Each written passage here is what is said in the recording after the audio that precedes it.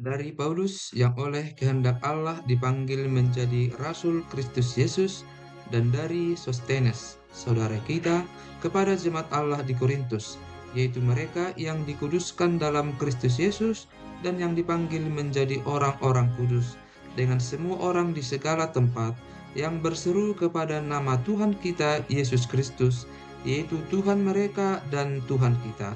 Kasih karunia dan damai sejahtera dari Allah Bapa kita dan dari Tuhan Yesus Kristus menyertai kamu. Ucapan syukur. Aku senantiasa mengucap syukur kepada Allahku karena kamu atas kasih karunia Allah yang dianugerahkannya kepada kamu dalam Kristus Yesus. Sebab di dalam Dia kamu telah menjadi kaya dalam segala hal, dalam segala macam perkataan dan segala macam pengetahuan, sesuai dengan kesaksian tentang Kristus yang telah diteguhkan di antara kamu. Demikianlah kamu tidak kekurangan dalam suatu karunia pun, sementara kamu menantikan penyataan Tuhan kita Yesus Kristus. Ia juga akan meneguhkan kamu sampai kepada kesudahannya, sehingga kamu tak bercacat pada hari Tuhan kita Yesus Kristus. Allah yang memanggil kamu kepada persekutuan dengan anaknya Yesus Kristus, Tuhan kita adalah setia. Perpecahan dalam jemaat.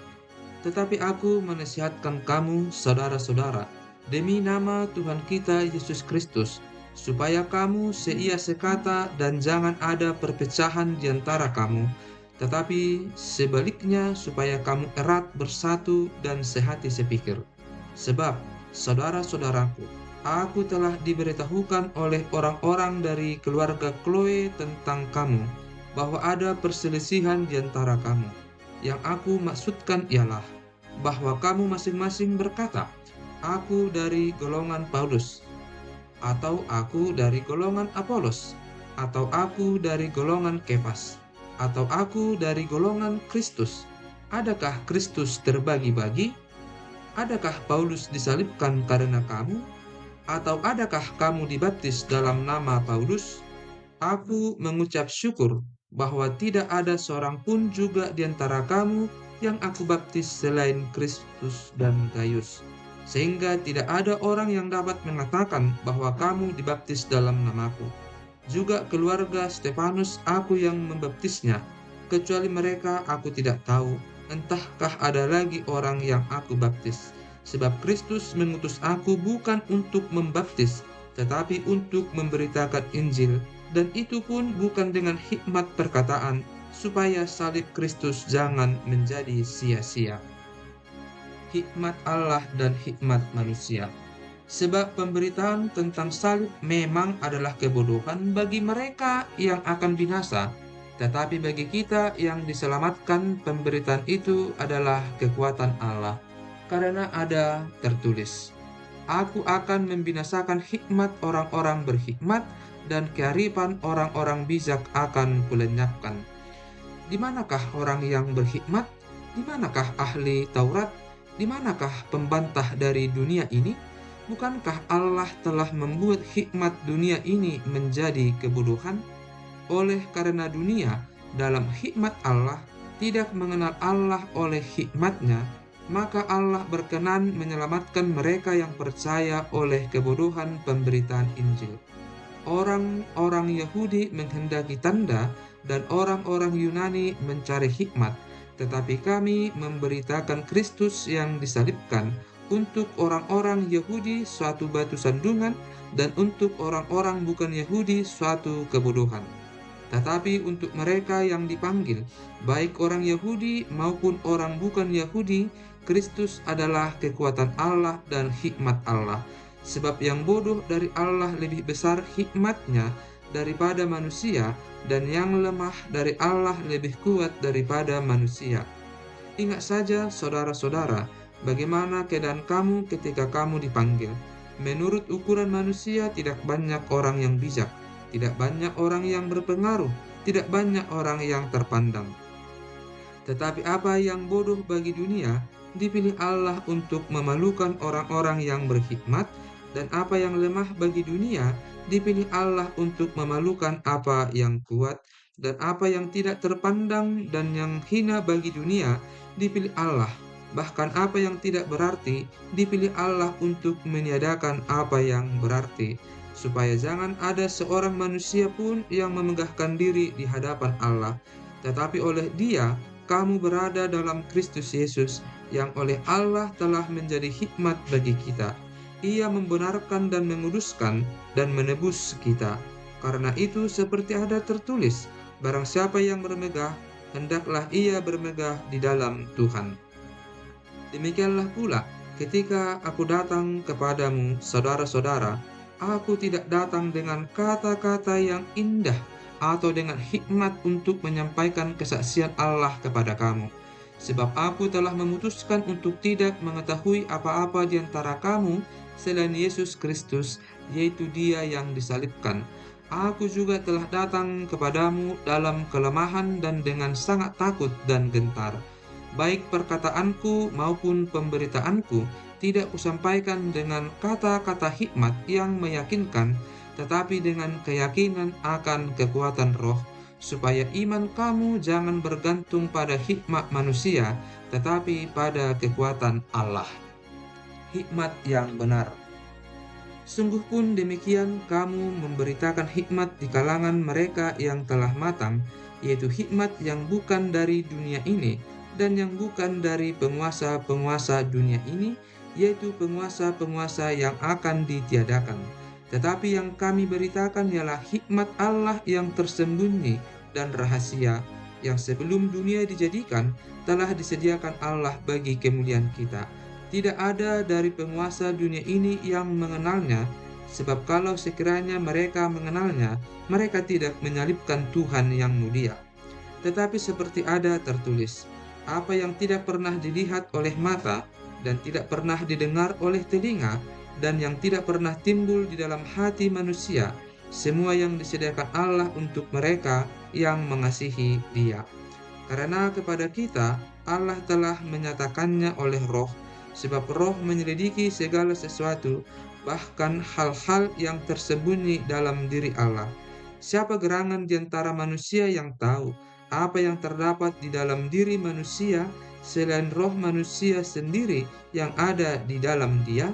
Demikian pula lah, tidak ada orang yang tahu apa yang terdapat di dalam diri Allah selain roh Allah. Kita tidak menerima roh dunia, tetapi roh yang berasal dari Allah, supaya kita tahu apa yang dikaruniakan Allah kepada kita. Dan karena kamu menafsirkan hal-hal rohani kepada mereka yang mempunyai roh, kami berkata-kata tentang karunia-karunia Allah dengan perkataan yang bukan diajarkan kepada kami oleh hikmat manusia, tetapi oleh roh.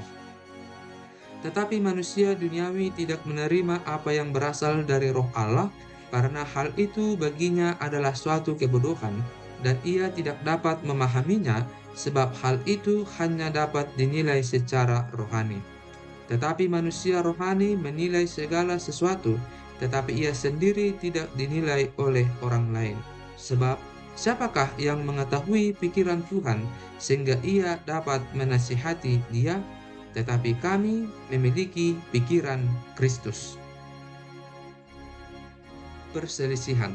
Dan aku, saudara-saudara, pada waktu itu tidak dapat berbicara dengan kamu seperti dengan manusia rohani, tetapi hanya dengan manusia duniawi yang belum dewasa dalam Kristus.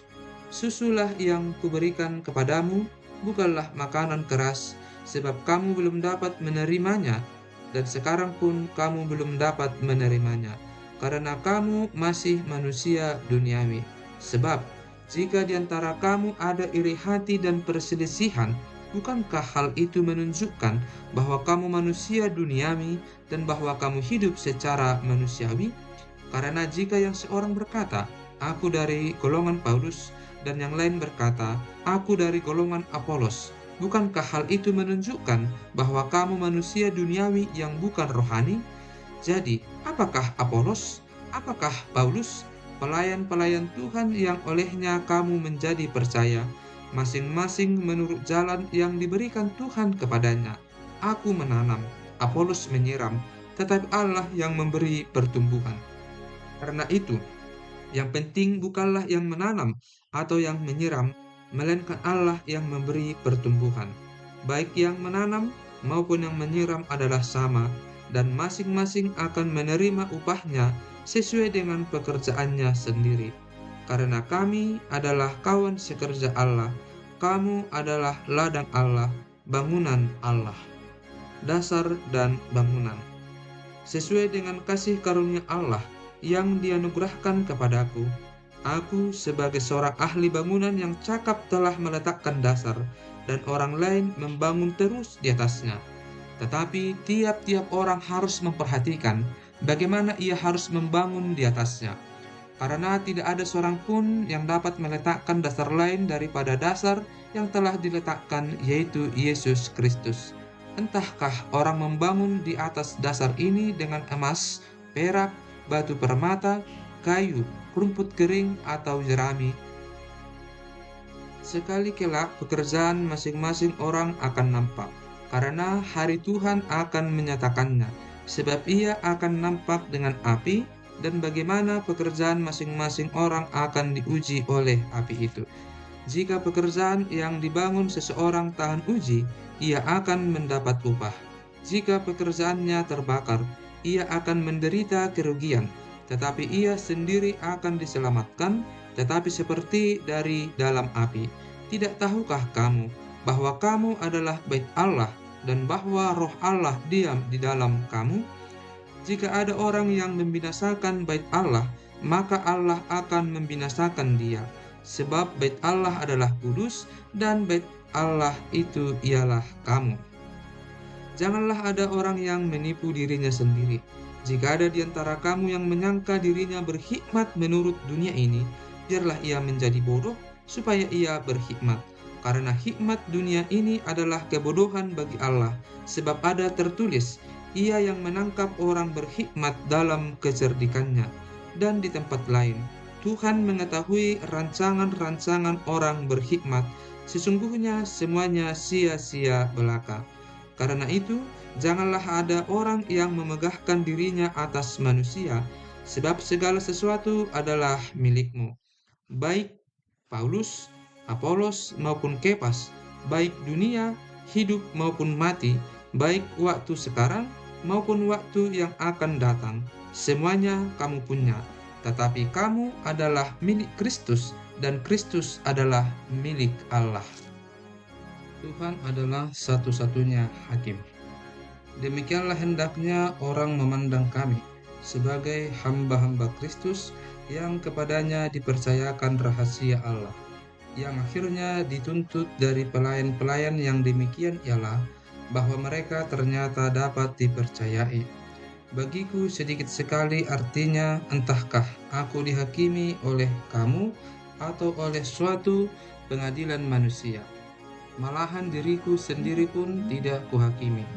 Sebab memang aku tidak sadar akan sesuatu, tetapi bukan karena itulah aku dibenarkan. Dia yang menghakimi aku ialah Tuhan. Karena itu, janganlah menghakimi sebelum waktunya, yaitu sebelum Tuhan datang. Ia akan menerangi juga apa yang tersembunyi dalam kegelapan, dan ia akan memperlihatkan apa yang direncanakan di dalam hati. Maka tiap-tiap orang akan menerima pujian dari Allah. Rendahkanlah dirimu. Saudara-saudara, kata-kata ini aku kenakan pada diriku sendiri dan pada Apolos, karena kamu, supaya dari teladan kami kamu belajar apakah artinya ungkapan, jangan melampaui yang ada tertulis, supaya jangan ada di antara kamu yang menyombongkan diri dengan jalan mengutamakan yang satu daripada yang lain. Sebab siapakah yang menganggap engkau begitu penting, dan apakah yang engkau punyai yang tidak engkau terima? Dan jika engkau memang menerimanya, mengapakah engkau memegahkan diri seolah-olah engkau tidak menerimanya? Kamu telah kenyang, kamu telah menjadi kaya, tanpa kami kamu telah menjadi raja. Ah, alangkah baiknya kalau benar demikian, bahwa kamu telah menjadi raja, sehingga kami pun turut menjadi raja dengan kamu. Sebab Menurut pendapatku, Allah memberikan kepada kami para rasul tempat yang paling rendah, sama seperti orang-orang yang telah dijatuhi hukuman mati, sebab kami telah menjadi tontonan bagi dunia, bagi malaikat-malaikat, dan bagi manusia. Kami bodoh oleh karena Kristus, tetapi kamu arif dalam Kristus. Kami lemah, tetapi kamu kuat. Kamu mulia, tetapi kami hina. Sampai pada saat ini kami lapar, haus, telanjang, dipukul, dan hidup mengembara. Kami melakukan pekerjaan tangan yang berat. Kalau kami dimaki, kami memberkati. Kalau kami dianiaya, kami sabar. Kalau kami difitnah, kami tetap menjawab dengan ramah. Kami telah menjadi sama dengan sampah dunia, sama dengan kotoran dari segala sesuatu, sampai pada saat ini. Hal ini kutuliskan bukan untuk memalukan kamu, tetapi untuk menegur kamu sebagai anak-anakku yang kukasihi. Sebab sekalipun kamu mempunyai beribu-ribu pendidik dalam Kristus, kamu tidak mempunyai banyak bapa.